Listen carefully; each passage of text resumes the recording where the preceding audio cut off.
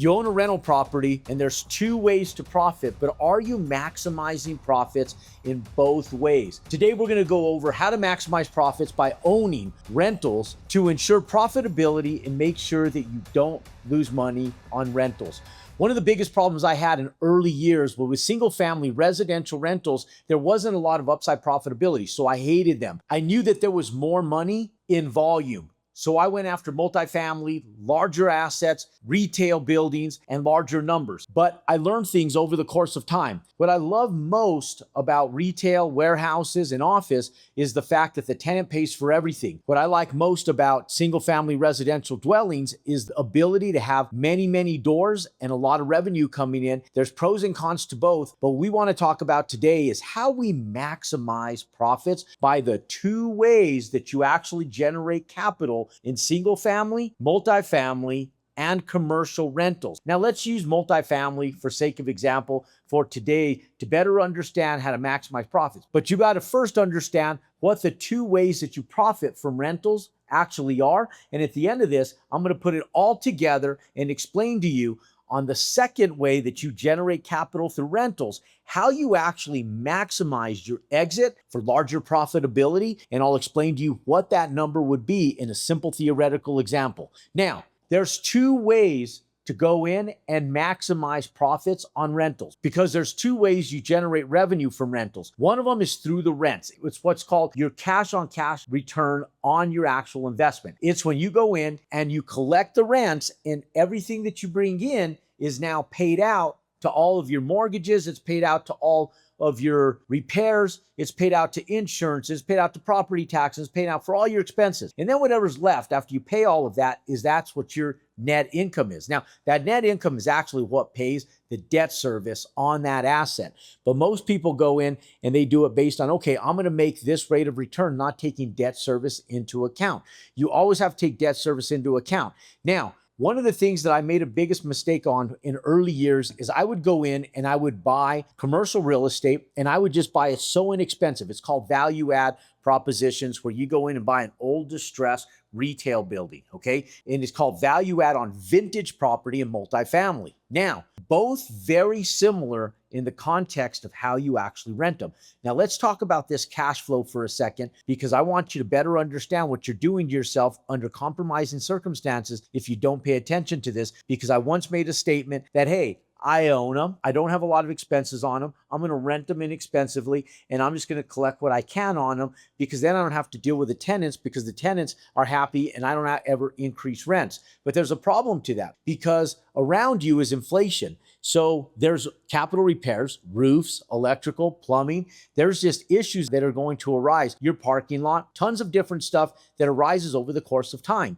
We had a pipe break underneath the foundation. The pipes were copper, but they were rotting underneath the concrete because they were actually in the concrete with attachments to cast iron, and those cast iron conversions to copper were otherwise getting compromised. We landed up having to jackhammer concrete at one time, and I landed up having to pay for that out of my pocket. Now, this was the beginning of Jerome realizing that I needed to have some capital expense money coming in. Otherwise, I was bearing the overall expense of the physical repairs on that dwelling, and I wasn't the one putting the wear and tear on it. Time, yes, is putting the wear and tear on it, but it's actually the physical use of the tenant. Now, when you go in and you just rent it, what I was doing was I wasn't charging annualized rent increases or increases to what's called CAM fees, your common area fees, and the fees that it costs to actually run that property. Now, over the course of time, property taxes are increasing, insurance is increasing, capital expenses are going up, the cost of construction is going up, and if you're not increasing your rents, you're otherwise compromising your ability to stabilize that asset safely over the long term. Now, when we go in and we cash flow on these properties, one of the biggest things is understanding that you have to charge an increase in rents.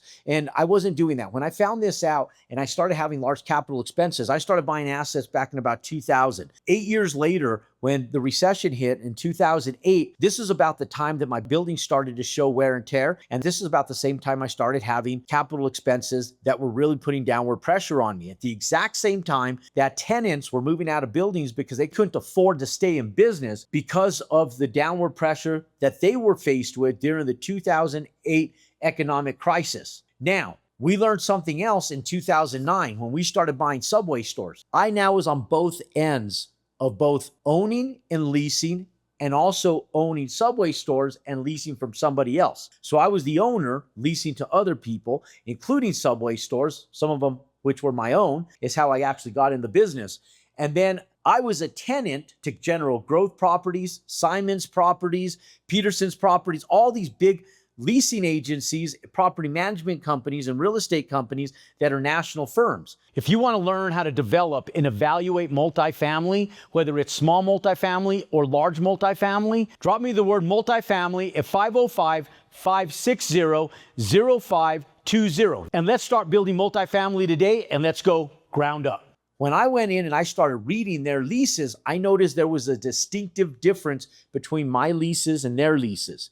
And in their leases, there were annualized increases that both came on the triple net fees, the CAM fees, and the rents. So there was 3 different increases each year annualized to accommodate capital expense increases, property tax increases, insurance increases, and just the overall inflation of what life brings every single day. I wasn't doing this. And so I sat down and I actually tried to dispute this with them, telling them, look, why should I have to start my lease at $6,800? And at the end of this 10-year lease, I'm sitting back at almost $9,000 for rent on the same place. And what ensures me that rents are really going to be at that place in time in 10 years down the road from where they are right now? And they don't care. They're sitting back going, yes, that's just standard economic rent growth increases. We're taking them. They're non-negotiable. And so I then started realizing, as I started having my own capital expenses, that the way they were facilitating their leases was much smarter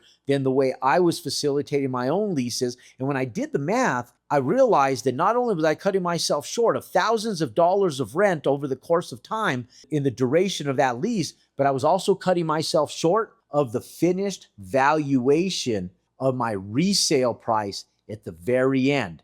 That's number 2.